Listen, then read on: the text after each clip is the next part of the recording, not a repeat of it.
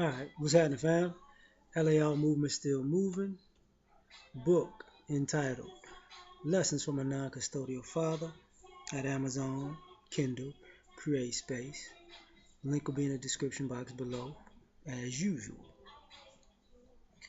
This one's entitled NCAA Doesn't Want Entrepreneurship. Did a hangout recently with O'Shea Duke Jackson on his channel. If you don't know who he is, find him and subscribe. If you do, y'all know, like the video, as he says. Um, that's the problem. You know, the young guy that was a kicker lost his scholarship because of monetizing YouTube videos. Problem. But in my opinion, it's because they don't want these kids making money off of themselves. Um, see, when you're 16, you're old enough to get a job and work. So at that particular point, you're also old enough to work for yourself. So if a person is in college to learn how to be an adult and also take care of themselves, entrepreneurship is part of that. You don't just have to go to school to get a job. You learn how to make your own way. Make something happen. Be an entrepreneur. You know, when people try to talk about people like I would say Phil Knight, but I'm not too sure if that's who actually founded Nike. But the same thing with Steve Jobs and Zuckerberg and some of the people who were in college. And I remember Bill Gates was supposed to go to Harvard's business school, but he didn't, or he didn't get admitted. But along the way, when you're these other kids who are in academia, if they figure out a business model and follow it to make money, they don't get kicked out of school for that. Like if a guy was on scholarship for for medicine, and they come up with an instrument or technique, if they patent it, they can sell it. They don't get kicked out of school for that. If they decide to be a comedian on the weekends, it's not a big problem. But when it comes to athletics, it's a problem. And to me, it all stems from money. You know, these schools don't feel in one bit that these quote unquote grown men who are in their 20s, 30s, 40s, 50s, 60s, 70s, sometimes even 80s, they don't have a problem cashing checks from ticket sales from teenagers that they didn't produce.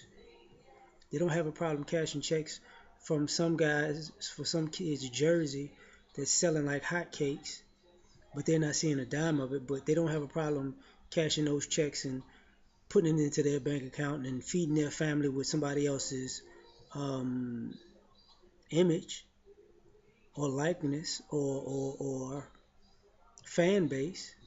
They don't have a problem with this. You know, they don't have a problem with making business deals to build stadiums and have and build networks and pay adults to be commentators and cameramen and so on and so forth off of the work of teenagers. But they have a problem with a teenager or even somebody in their early 20s saying, you know what, I'm going to do something that makes me a little money too. Now all of a sudden it's sacrilegious, it's a sin, it's a crime. I mean, honestly, I don't see how a lot of these guys can call themselves men when they're living off of kids. To be perfectly honest, these kids are feeding, are actually their boss, literally. These kids are how they eat. These kids are their business. And you say, well, these kids get an education. No, they don't. Because a lot of times,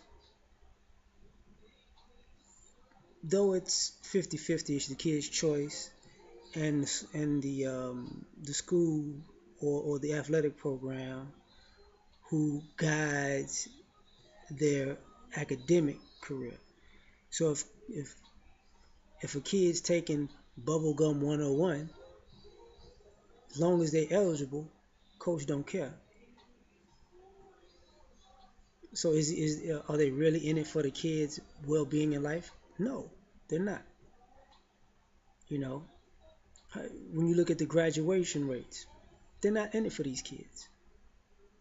And scholarships are a year-to-year contract anyways. They're not a 4-year, 5-year contract. Don't let people fool you. They're not. But if a young man decides, man, I'm gonna sell some T-shirts with my likeness, or I'm gonna create some socks. I'm gonna brand some T-shirts. I'm gonna create some shoes, some hats. Maybe some wristbands or headbands, or you know, I'm gonna patent my haircut, and or my likeness. So when they sell these bobblehead dolls and T-shirts, I'm trademarking me. Oh my God, you can't do that.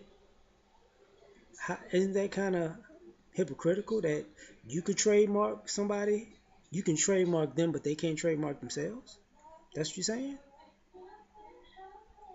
But let's take this a little further.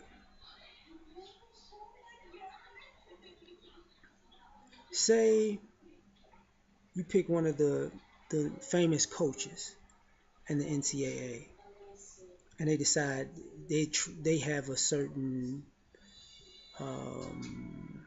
trademark of themselves. They can trademark themselves, right?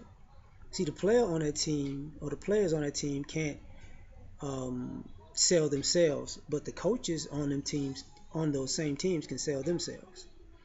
So if the player can't sell his like Anthony Davis had to trademark his unibrow after he left. Cool. He couldn't do that in college. But say his coach wanted to trademark his unibrow. The coach had a unibrow and he wanted to trademark that while he was coaching in college. No problem. He could make millions from the school and millions from the trademark. And he would say, that's my money. I earned it.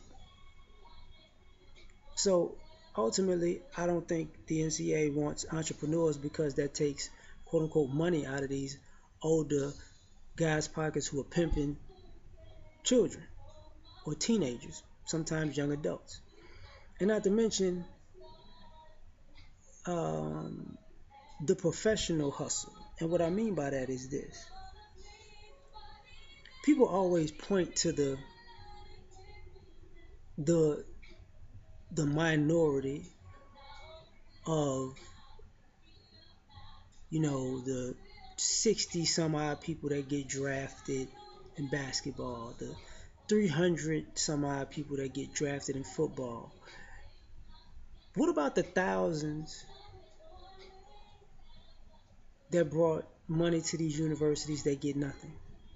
You see, those 360 or a couple of hundred in a few hundred in baseball, they're really getting paid for, how can I put this? To the victor goes the spoils. They're getting paid for all the people who didn't get paid. Nobody has a problem with that. But coaches get paid, trainers get paid, band director gets paid. That's just an offset budget from, they can You know,